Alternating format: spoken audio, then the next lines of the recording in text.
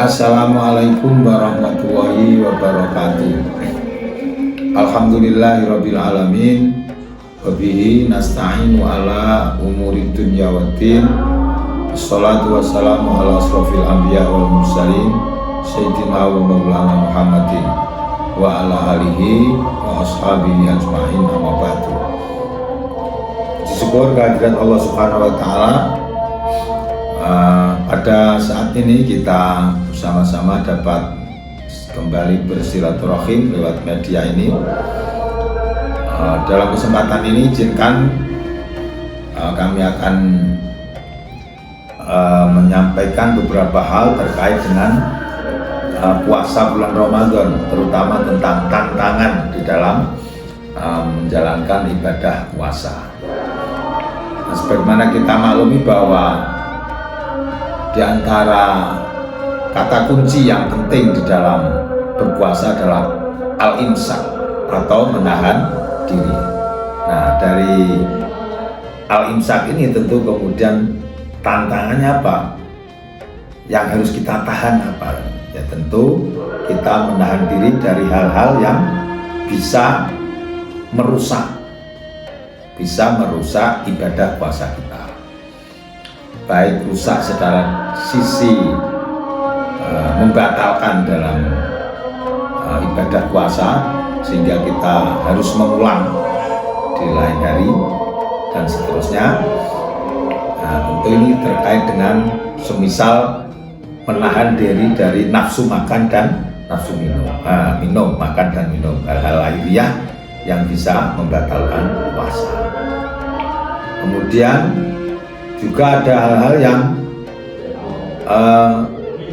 di samping makan dan minum tentu kita juga harus menahan dari hal-hal yang buruk yang lain ya, yang mungkin puasa kita secara fikih dianggap sah, tetapi karena tantangan ini tidak berhasil kita selesaikan, maka secara fikih puasa kita dianggap sah, tetapi mungkin kualitasnya yang menjadi berkurang, bahkan bisa menghabiskan pahala, semisal ghibah dan sejenisnya, hal-hal yang diterangkan di dalam fikih siam kita bahwa semacam ghibah itu adalah juga merupakan hal yang harus kita tahan, harus kita menahan diri agar kita tidak melakukan hal-hal yang bisa merusak pahala puasa kita.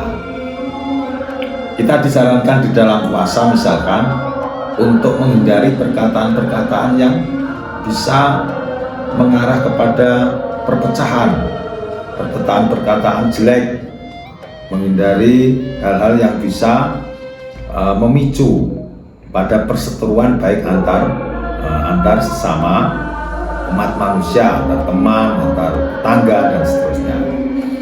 Sehingga ada saran kita harus menahan kalau ada hal-hal yang kita diajak untuk menyampaikan sesuatu yang buruk, maka kemudian kita disarankan untuk menyampaikan kepada mungkin teman dialog kita, bahwa kita ingatkan bahwa kita mengatakan dengan ini soimun, saya sedang berpuasa.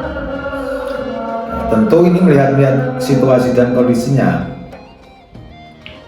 Nah, kalau dengan kata-kata ini justru memicu perkataan yang lebih buruk yang lain, ya tentu harus kita hindari. Misalkan kalau teman kita sedang mungkin berdialog atau berdiskusi atau sedang berbicara dengan teman kita, dan teman kita itu sudah baik dengan kita, kalau kita singgung sedikit saja kita ingatkan dia sudah sadar, tentu perkataan saya sedang berpuasa ini akan efektif, artinya bisa diterima oleh lawan bicara kita, sehingga mengatakan ini soimun tuh lihat-lihat teman diskusi kita. Kalau teman diskusinya itu orang-orang yang mungkin dengan kata-kata itu justru dia akan merespon dengan hal yang lebih buruk, misalkan poso gumbal dan seterusnya, justru melecehkan syariat puasa, ya harus kita hindari. kita katakan ini soimun itu di dalam hati kita, sehingga paling tidak kita yang terhindar, dan teman kita walaupun tidak berhenti dengan perkataan yang buruk juga tidak terpancing untuk melakukan kata-kata yang lebih buruk lagi. Nah, itu hal di antara menahan diri di dalam tantangan atau apa yang harus kita kelola, kita godaan di dalam menjalankan ibadah puasa. Bahkan kalau kita mampu dengan latihan yang terus-menerus, maka kita sangat dianjurkan kalau bisa dalam puasa itu tidak hanya sekedar menahan syahwat makan minum, syahwat seksual dan seterusnya, tetapi dengan menahan dari potensi-potensi terkecil dari hal-hal yang bisa memicu mengarah kepada perbuatan yang lebih besar dampaknya. Misalkan dengan menahan diri melihat lain jenis yang bukan mahramnya, itu juga bagian dari godaan orang yang berpuasa. Nah, sehingga dulu ada orang-orang sepuh itu ketika anak muda hampir maghrib mau kemana? Mau ngabuburit kan? Ngabuburit ya, tetapi dengan ngabuburit itu berpotensi ada hal-hal yang kita tidak mungkin bisa menghindari. Maka orang tua itu berpesan, kamu harus batal nih poso, artinya batal dalam sisi karena ketika keluar di jalan itu tentu akan ada peluang kita tidak mampu menghindari, bahkan terjebak untuk melakukan hal-hal yang bisa merusak ibadah puasa kita. Itu bagian juga dari godaan-godaan orang yang berpuasa. Nah, lebih jauh lagi kalau memang kita diberi kemampuan dan istilahnya itu taufik, tuntunan dari Allah langsung, ya kita mampu di samping kata-kata kita sudah bisa mengelola, tidak makan minum sudah bukan masalah buat kita mungkin. Nah, tentu ditingkatkan lagi menjadi puasa menahan misalnya orang-orang yang tertentu, orang yang sudah memiliki kemampuan kematangan beragama, sehingga dalam puasa itu tidak hanya sekedar bisa menahan makan minum, sudah mampu menahan dari berkata yang tidak pantas atau hal-hal yang perkataan buruk, kaulazul, perkataan yang buruk. Dia juga orang yang sudah terlatih dalam puasa ini, orang-orang yang sudah matang beragamanya, dia juga sudah mampu menahan bahwa dia juga sudah berpuasa dari misalkan tidak menyadarkan diri hanya selain kepada Allah Subhanahu wa Ta'ala. Dia sudah mampu mengelola hatinya sehingga tidak berpaling kepada Allah Subhanahu wa Ta'ala. Dia merasa ketika berpaling dia sudah beristighfar.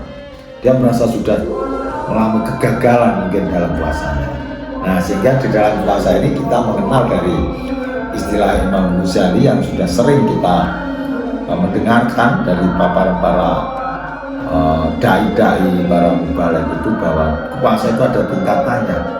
Tingkatan orang awam, puasanya orang khusus, ada yang puasanya orang khusus-khusus. Jadi orang kalau ibarat tamu dalam sebuah acara itu ada peserta tamu undangan yang undangan biasa, ada yang undangan yang sifatnya VIP, ya. Ada yang VVIP, ya. Di undangan yang sangat terkhusus sekali. Nah, itulah beberapa gambaran-gambaran tentang kualitas puasa yang dikaitkan dengan seberapa jauh orang yang puasa itu mampu mengendalikan dan menahan godaan-godaan ketika dia berpuasa. Nah, itu saya kira ya tentang godaan-godaan orang berpuasa. Nah, semoga apa yang saya sampaikan dalam kesempatan saat ini, saya pribadi dan saudara-saudara para pemerhati channel ini, muslimin muslimat, shaimin shaimat, diberi kemudahan dan dikemampuan oleh Allah Subhanahu wa Ta'ala untuk bisa menjalankan puasa dengan baik dan sekaligus mampu menahan godaan-godaan orang yang berpuasa. Nah, semakin kita mampu menghindari godaan itu, berarti disitulah kualitas